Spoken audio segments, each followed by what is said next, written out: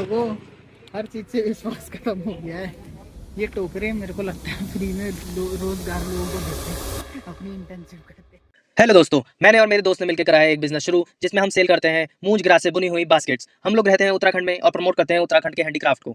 मेरी कंपनी का नाम है पिटारा डिजाइन और हमने सेट कराया 1 साल के अंदर 50,000 बास्केट सेल करने का। हमने करा अपना पिटारा पैक और निकल गए मार्केट की तरफ। 5 मिनट गाड़ी चलाने के बाद हम लोग पहुंच चुके हैं अपनी पहली लोकेशन क्लाउड 9 पहुंचते ही हम दोनों की दिल की धड़कनें बहुत ज्यादा तेज हो चुकी थी, क्योंकि ये हम दोनों के लिए एक नया एक्सपीरियंस था और हम दोनों में से कोई भी अंदर जाने के लिए तैयार नहीं होता। पर से क्लाउड 9 में बहुत ज्यादा भीड़ भी हो रही थी, तो हमने करा प्लान ड्रॉप क्लाउड 9 जाने का और निकल चुके अपनी दूसरी लोकेशन जो है एक रेस्टोरेंट। देहरादून में पता नहीं इतना ट्रैफिक और पॉल्यूशन क्यों होने लगा है। हमारे साइड में एक अंकल वेट कर रहे थे। हमने सोचा क्यों ना अंकल को बास्केट सेल करें। अंकल को बास्केट तो बहुत पसंद है, लेकिन अभी उनके पास इसकी कोई जरूरत ही नहीं, तो हम निकल गए अपनी नेक्स्ट लोकेशन की तरफ। अंकल की बातों ने हमारा बहुत मनोबल बढ़ाया और हमने करीब रेस्टोरेंट के मैनेजर से बिना झिझक के बातचीत। मैनेजर को टोकरियां बहुत पसंद आई, उसने लिया हमारा कांटेक्ट और हम चले गए अपने नेक्स्ट रेस्टोरेंट पे। बातचीत करने की बारी मेरी थी, तो मैं रेस्टोरेंट के अंदर पूरे जोश के साथ घुसा और एक करके मैंने उनको टोकरे दिखाए और अपनी कंपनी के बारे में बताया। इस रेस्टोरेंट के ओनर के यहाँ नहीं होने के कारण हमारी बातचीत यहाँ पे अधूरी रह गई और खाली हाथ हमें यहाँ से जाना पड़ा। अब हम चले अपने तीसरे रेस्टोरेंट की तरफ। तीसरे रेस्टोरेंट का पावर्ची देहरादून की धूप का मजा लेते हुए उसे हमने अपने दिखाए प्रोडक्ट, जो कि है एक मूंज ग्रास से बने हुए टोकरे। उसे ये टोकरे बहुत पसंद आए और उसने हमें बताया कि पुराने रेस्टोरेंट्स में वो ये टोकरे यूज करा करता था। फटाफट उसने रेस्टोरेंट के ओनर को कॉल लगाया और टोकरों के बारे में बताया और हमसे कहा फ्यूचर में हम आपको जरूर ऑर्डर देंगे। तो साइड से हमें एक अंकल घूर रहे थे, उन्हें लग रहा था इसके अंदर हम सांप लेकर आ रखे हैं। उनका हमने ये वहम दूर करा और हम निकल गए अपने चौथे रेस्टोरेंट की ओर। सुबह से इतने लोगों से बातचीत करने के बाद अब हमारा कॉन्फिडेंस बूस्ट हो चुका था।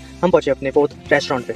पहुंचते ही मैंने ली एक शानदार सी एंट्री और वेटर को कहा जाओ अपने मैनेजर को बुला के लाओ। थोड़ा वेट करवाने के बाद मैनेजर आए वहाँ से, तो मैनेजर को हमने अपने बिजनेस के बारे में बताया और अपने प्रोडक्ट दिखाए। उनको भी ये प्रोडक्ट बहुत पसंद आए। थोड़ी देर और बातचीत करने के बाद इन्होंने लिया हमारा कॉन्टैक्ट और अब हम चले अपने 5वें रेस्टोरेंट की ओर।